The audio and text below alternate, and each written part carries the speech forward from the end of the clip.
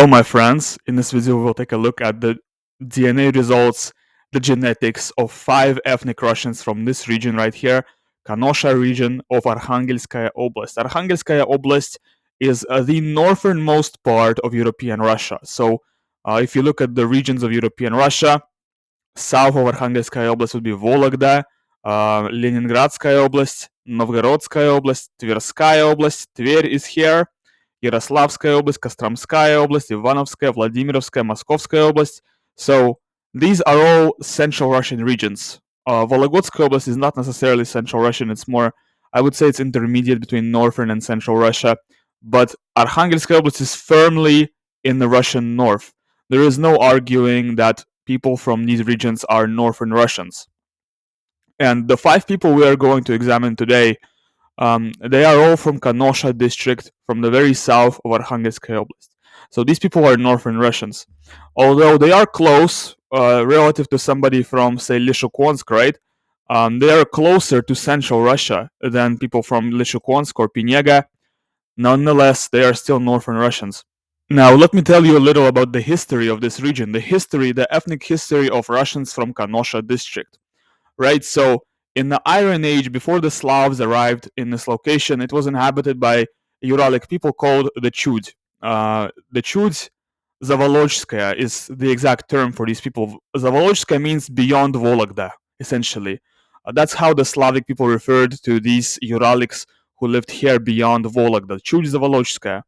Now, in the migration period, the Slavic people arrived in this region, and they started populating. They started moving up north, spreading, colonizing these regions up north, and primarily colonizing Arkhangelskoye Oblast. So this part would be probably one of the first parts to be colonized by Slavs, and these Slavs were Novgorodians. They were a part. This region became a part of the Novgorod Empire, Novgorodian kingdom, and it was a part of Novgorodian kingdom until probably around 15th century. I don't remember exactly the exact time when Ivan III conquered it, but it was somewhere in the 15th century that Ivan the Great conquered the Novgorod lands, and they became part of Muscovy.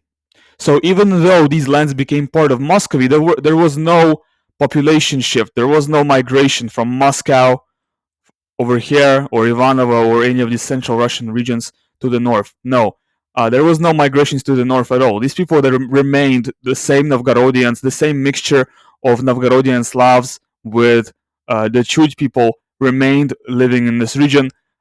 Being colonized by Moscow did not affect their genetics whatsoever. So when you look at the genetics of these people, you are essentially looking at the mixture between the Ilmensky Slavania from Novgorod with the Finno-Ugric Chud people who lived there prior.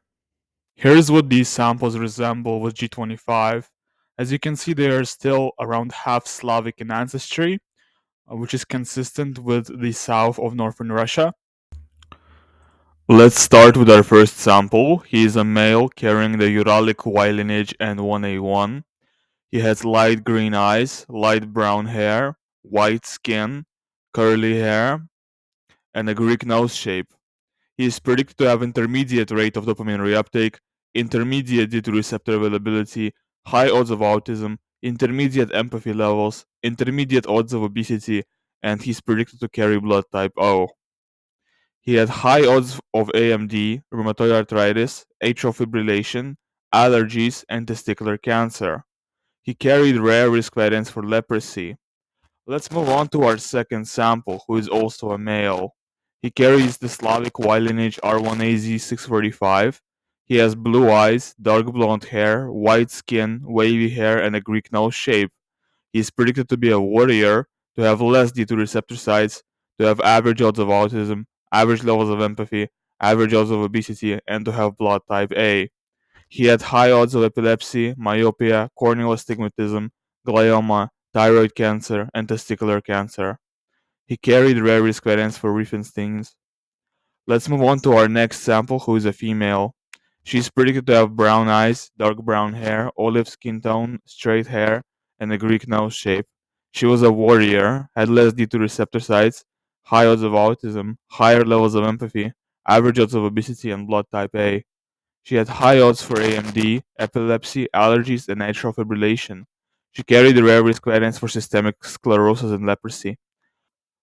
Let's move on to our next sample, who is a male. He carries Slavic Y lineage R1AZ645.